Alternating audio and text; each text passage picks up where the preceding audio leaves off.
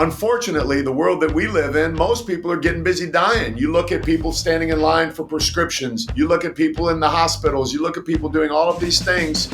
And unfortunately, most of these are self-induced. They either drank too much, ate too much, didn't do enough, had the wrong mental approach towards life. We choose those things that make us soft, that make us weak, that make us fat, that make us lack this mindset that pushes beyond what's comfortable. Welcome to the Hard Way podcast with Joe Sena, founder and CEO of Spartan Races. We're teaching you how to overcome your obstacles in your life the same way we teach our 10 million plus Spartans to overcome obstacles on the course, with insight from the smartest, most accomplished experts from every corner of the world. Get ready to elevate your life today. Joe Sena here, CEO and founder of Spartan and host of the Hard Way podcast. I've got the hardest guy on earth on the call today, my buddy Clark Bartram. He is a badass. We know each other at least, 3-4 years now. I met him on the internet, and I'm jealous. I look up to the guy. What's going on? Not much, man. I think David Goggins already has the official title of hardest dude on the planet. So, I just look out on the beach. That's all I'll say. You're not one of those guys that's all show and no go. I know you're an animal. Tell the truth. Come on. Let them know who you are. No, I actually love getting out there, as a 60-year-old guy, right? So we like to be an anomaly in life. I think that should be our goal, is to be an anomaly. Stick out when other people are just kind of blending into the crowd. And as I get older, that tends to be more and more the case. Joe, I was thinking about it the other day. It kind of sucks that that's the way it is, that we stick out because we are what we should be as humans, like resilient, strong, good looking, fit, willing to get up and do the things. Like I remember last time we talked, you talked about being below the line and pushing down and like really doing the hard stuff in life, man. And that's what I appreciate doing. And that's what I post on my Instagram. People think I'm showing out, showing off, but I'm just living life, bro. We got one life and that's it, man. I said it the other day. I want to live like I'm on a Wheaties box. I like it. Maybe, yeah. But we're not pushing Wheaties. Are we asking people to eat Wheaties? No, not at all. I just like being on the box. You remember when we were growing up, that was the epitome of being the athlete, right? Is if you got on the Wheaties box, you've reached the pinnacle of what it meant to be an athlete, what it meant to be someone who achieved high level of success. But, what's in the box doesn't matter. What is on and what it represents is what it matters to me. Why don't we should do that as a business, you and I. We should make empty Wheaties boxes. Yeah. And we could put people's names on, right? Like you earn your spot on a Wheaties box. I like that. Yeah. So my buddy Brad Johnson, NFL quarterback on this one, sent me that. So that's why I have it. I like it. And one life, is that your tagline? One life? I like that. Yeah. I saw this one day and I thought to myself, I'm going to have this custom painted. That's my birth date down the side, 10/3/63. And on the bottom, it says limit one per person.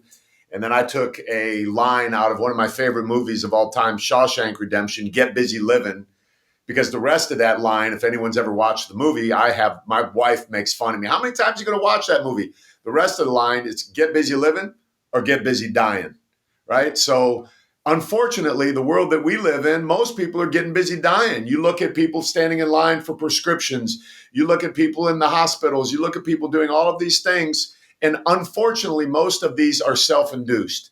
They either drank too much, ate too much, didn't do enough, had the wrong mental approach towards life, and slowly went into this abyss of unhealthiness and not being able to get out, right? And we certainly can't avoid those things in life. I'm testament to that fact. We'll talk about that in a bit. But if I'm going into something like that, I want to go in fit, ready, and with my mindset on point, I love it. I love the mindset. Why is it so hard for people to embrace the mindset? I mean, you and I, like you said, we're anomalies. We're standing out. It's not even that hard to stand out anymore because everybody else is retracted. They've become turtles, shells of their former self, of what our species is meant to be. Why is it so hard? Why is it so hard to live with energy and purpose? And just being around you is exciting. Creature comforts, brother. We live in the land of good and plenty. We got everything available to us at any time. We can pick up our phone and have food delivered to our house within 5 minutes, any food. And if it takes 7 minutes, what do? We start bitching about it. It's like, that shit took 7 minutes to get here. While we sit on the couch and wait for it to show up, when the option is available to stand up and walk out the door and go get it. Someone mentioned to me the other day how much they appreciated the fact that my car, I blew the engine in my car and I had to go get a rental car. And I chose to walk to get the rental car. And while I was walking, I was doing a live. And I just asked the question, how many would walk to go get the rental car or call Uber?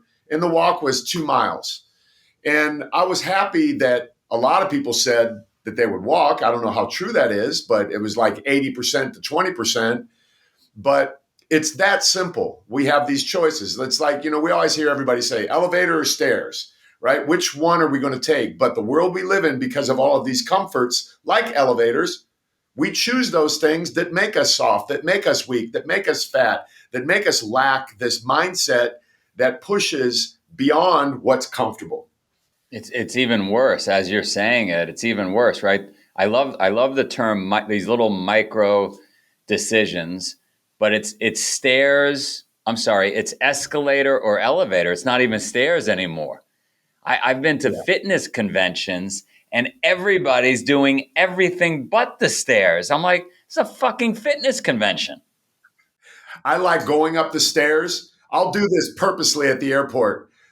Like in Chicago, those stairs freaking are long. They go forever in the Chicago airport. After you walk through that tunnel, that is forever long, right? You got those neon lights that are like that. Everyone's been there. Yeah. But I'll purposely walk up those stairs 2 at a time with my backpack and look at people on the escalator, passing them by, thinking, projecting, you bitch ass motherfucker, you fucking, and I'm just going, like throwing this energy at them saying, you have this same choice. And this choice will make a difference in your life. It's not that hard to do that. They're literally right next to each other.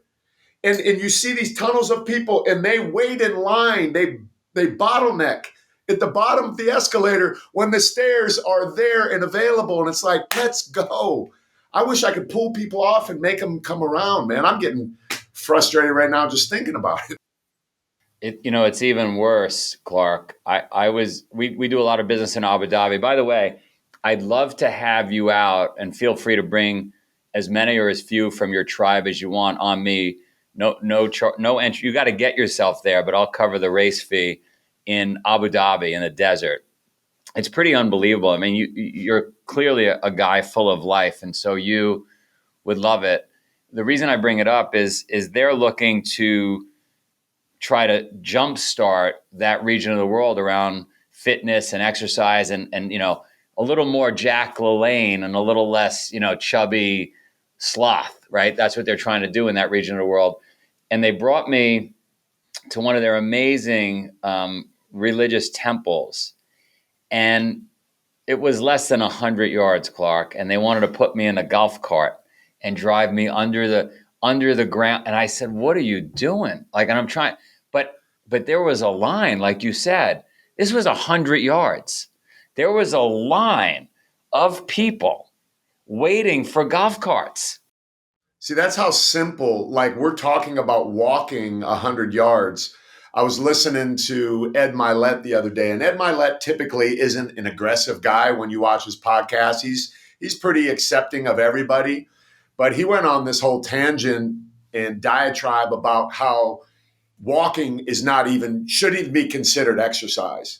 How this whole 10,000 step thing is something that we strive to reach. Like I reached my 10,000 steps today. I agree with him. And also I can understand why people say, oh, I'm walking. Like that's a beginning for some people, right? That is a start because not everybody is a Spartan athlete. And I thought of you the other day. It was pretty funny. Someone made a post where they did a voiceover of these 2 girls talking on a podcast.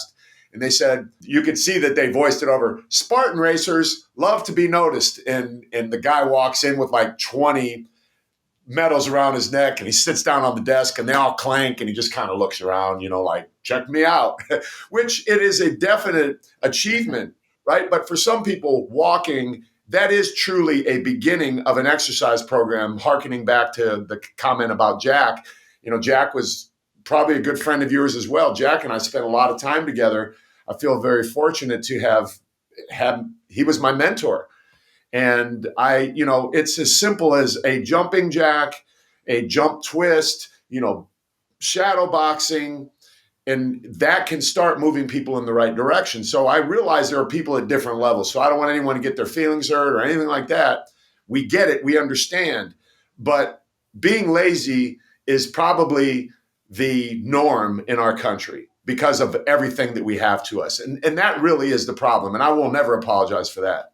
You just had me thinking as you were describing why Ed Milet was upset, why we should, at a base level, without anybody nudging us, do 10,000 steps on our own, whether it's walking to go get the rental car or parking a little further from the grocery store. You just got me thinking, fast forward, if we stay on the trajectory we're on, fast forward 10, 15, 20 years, there's going to be fitness devices strapped to our wrists or a ring or something around our chest that's going to say, wake up. Don't stay in bed all day. like, did you stand up today? Did you drink water?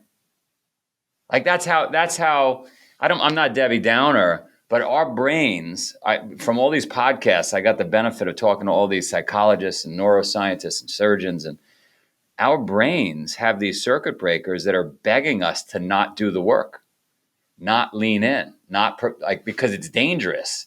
It's still programmed from 5,000 years ago where it was dangerous to go out in the desert or fall off a cliff or freeze to death or get eaten by a lion. So our brains are like, don't eat that salad. There's no calories. Don't go out in the rain. You might, you're going to face danger. Don't go to the gym. That expends too much energy. So shit, if we stay on that trajectory, I could see it now. Like you're looking at your app, your watch, and it's saying, did you get out of bed today? Did you close your rings? Like, what the fuck? I try and train my brain for the opposite. Yesterday, I had a buddy come over to my house and he's training. And I said, hey, when you're done, I need you to shoot a video for me for my Instagram. Because I do all this crazy stuff on Instagram, these kind of what people would refer to as feats of strength. But I was getting ready to do something. I remember I said, man, I don't ever really get nervous. But sometimes when I do these, I guess some people refer to them as stunts, I get this nervousness in my stomach, like you're getting ready to go compete.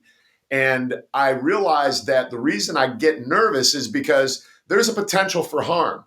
I could smash my face. Yesterday, I did something where I put my feet in the stirrups of the TRX straps and I walked myself backwards, upside down with push-up handles. I got all the way down and I was doing, shoulder press, push-ups down like that.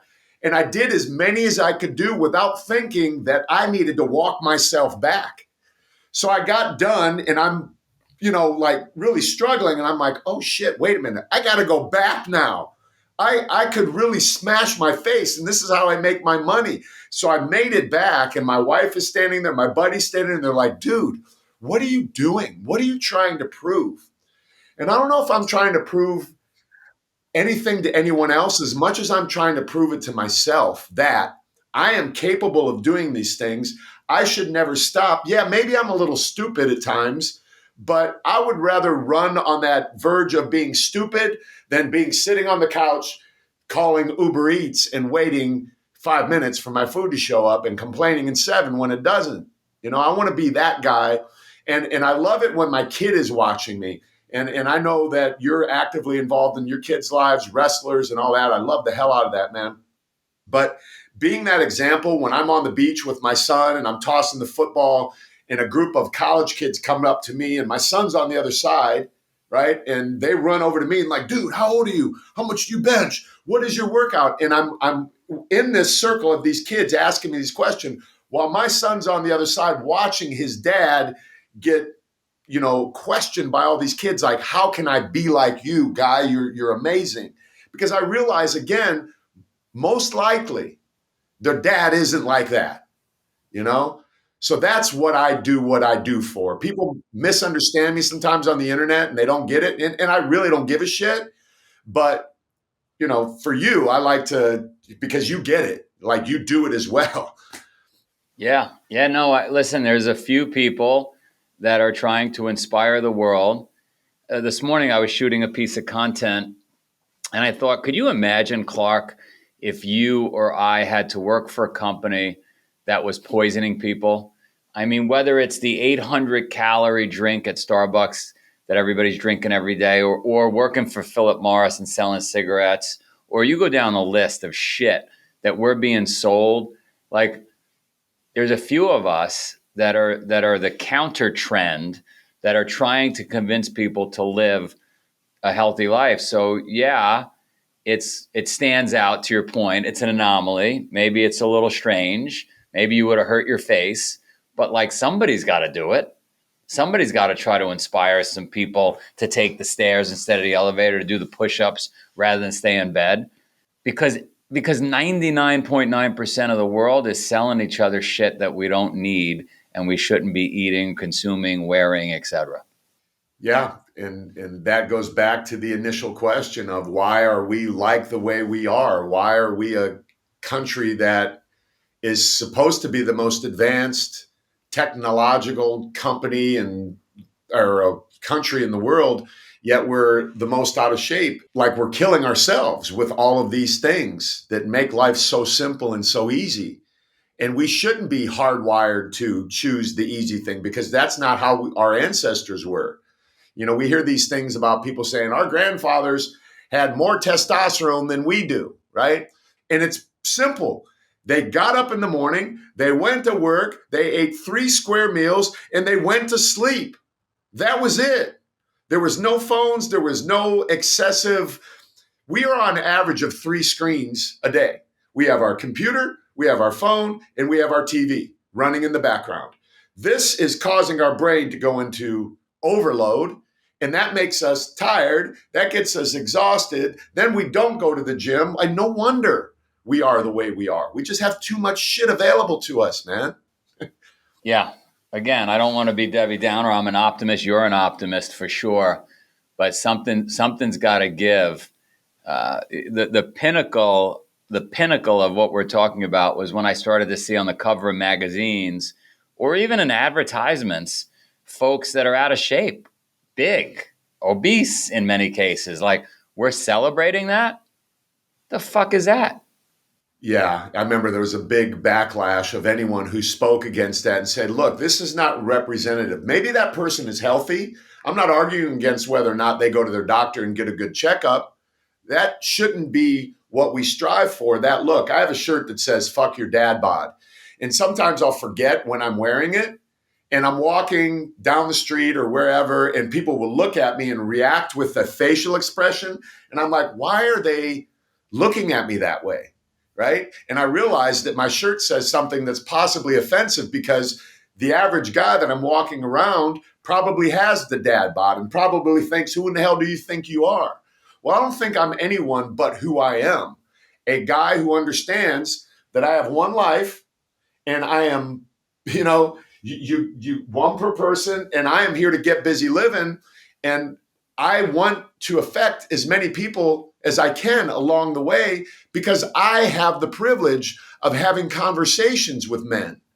And like you have, every single day of my life, I wake up to text messages from my tribe and my guys who you've spoke to before. You know what I have going on. I work with CEOs, guys that make millions and sometimes billions of dollars that have everything in life but abs. They don't have this.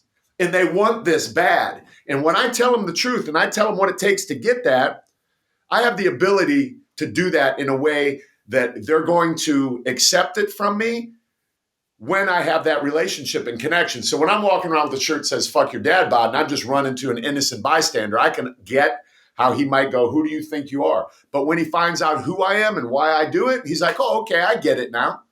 You're that guy. I've seen you on the internet. You're the 3 moves, 3 minute guy on TikTok. Oh, you're the guy that throws the football into the trash cans and does all this crazy stuff. You're that guy. I want to be like Jack LaLanne. I want to be known for these stunts and these things that cause people to look and wonder and question and get curious and start to do. Do you want to get into the challenge, the personal challenge you're dealing with right now? Let's go. So you called me. You called me not too long ago. And you said, "Hey, on the QT, I got some bad news that I'm dealing with, but I'm going to beat this thing. I got prostate cancer." So the crazy thing is, another friend of mine hit me up within a day of you texting me. He has the same thing he's dealing with. Very, very fit guy. So where are we on this now?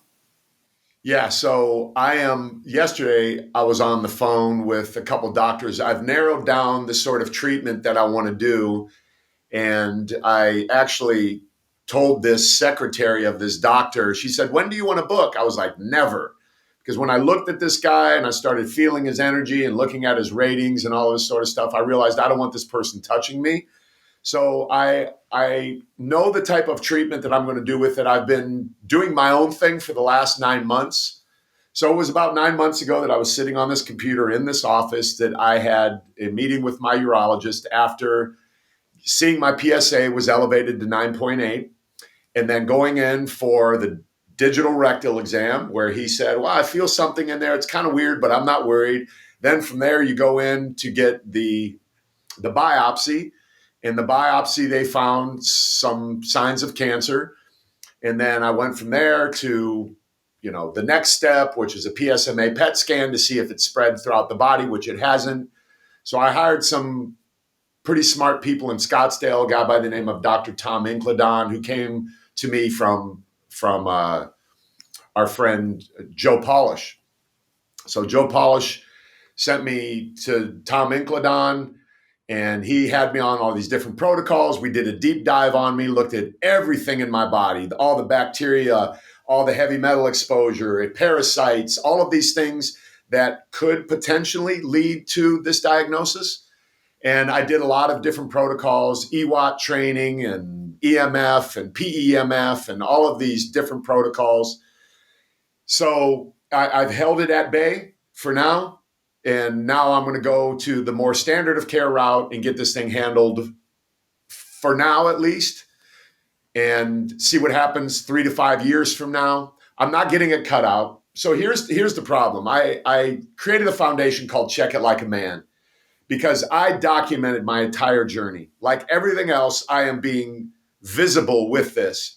I even have my digital rectal exam on video. The doctor didn't know it. I put my phone on the thing. I'm bent over like this. He's got his finger up my ass and he's checking it. I got it on video because I want men to understand that they might get this diagnosis, and I don't want them to react out of fear and go do something permanent that they wish they hadn't done because they didn't take the time to investigate more, to learn more, to understand more. And something I learned the other day, Joe, from one of the doctors that I have a team of badass, smart men and women in my corner helping me. So I learned that 95% of men, when they're given this diagnosis of prostate cancer, move too fast. They move too fast because they hear the word cancer. So they immediately go because they have their wife, they have their kids, possibly, they have their friends, they have everybody in their circle with all of this anecdotal information coming at them. "Oh, my friend's brother's cousin did this and that. You better go." And it's confusing as hell. I'll say that much. It is so confusing when you go down this path. So my goal in documenting this entire process is to give men a pause, give them information that they might not get because I have resources available to me in time, because I don't work a 9 to 5. I can go all over the place, interview these guys, put it on a website, put it on a documentary, and expose men to ideas and concepts and ways of handling this that aren't as radical as a prostatectomy, cutting a body part out when you might not need to, which could lead to incontinence and impotence and all of these different things. So that's my mission. And I'm the right guy for this. I wasn't bummed out 1 second, Joe, not 1 second. I didn't drop my head. My wife was behind me. The doctor said, "We found cancer." I said, "Let's go. Let's go." I swear to God, I was like, let's go. Because I have a platform. And I realize now this platform has been broadened, because before, a lot of guys couldn't relate to me. It's like, "Oh, it's that fit guy that does all this crazy shit. I'll get a different guy to train me because he's closer to me." Now I'm like approachable. I got this shit. And I'm the last guy that if you put a lineup of dudes that you would point out and say, oh, he's got it. You would pick out a guy that's out of shape or whatever, right? But cancer is no respecter of persons. And here I am with this opportunity to be a voice to men who I understand completely what it feels like to get this information and then not know what the hell to do next. So that's what I want to do, is help guide men. So how do people find you? Like, guide us there so that men that are listening, women that know men that should be listening, how do they get you? Yeah, so if they go to my Instagram, you can, if a guy is struggling with, he can go to my Instagram, DM me, send me his phone number. I will personally call that guy and spend as much time with him on the phone as I need to.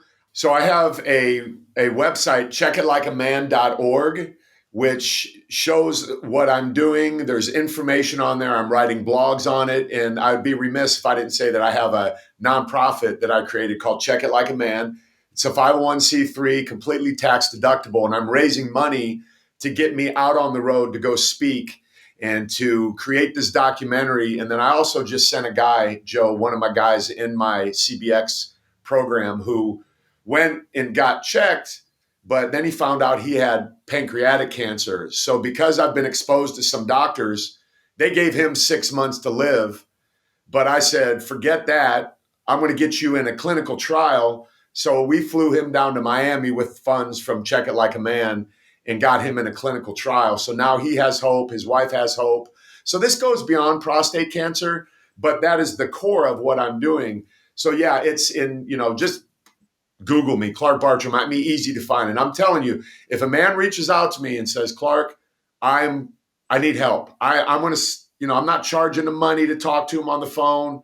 I am sitting on the phone and I will walk him through. And since I've got the diagnosis, there have been at least 50 guys that have reached out to me, and guys saying, Clark, I would not have gotten checked if it wasn't for you. And I went as far as creating my own screening.